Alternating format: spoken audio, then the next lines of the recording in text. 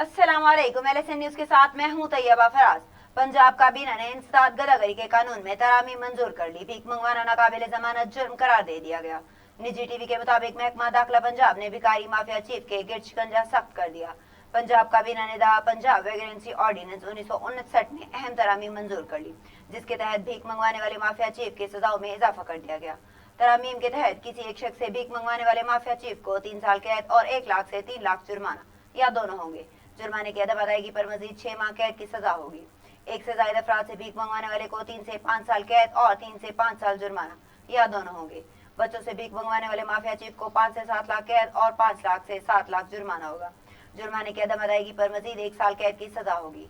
किसी बच्चे या बड़े को जबरी माजूर करके भीख मंगवाने वाले को 7 से 10 साल कैद और 10 लाख से 20 लाख जुर्माना होगा। जुर्माने की अदम अदायगी पर माफिया लीडर को मजीद 2 साल कैद की सजा होगी। एक बार सजा पाने वाला शख्स अगर जुर्म दोहराएगा तो ऑर्डिनेंस में दी गई सजा से दुगनी होगी और जुर्माना भी होगा। तर्जुमाने महकमा दाखिला पंजाब के मुताबिक पेशावर भिखारियों और उनके माफिया चीफ को कैफियत किरदार तक पहुंचाने के लिए इकदाम जरूरी हैं। सजाओं और जुर्माने में कई गुना इजाफा भिखारी माफिया की हौसला शिकनी करेगा।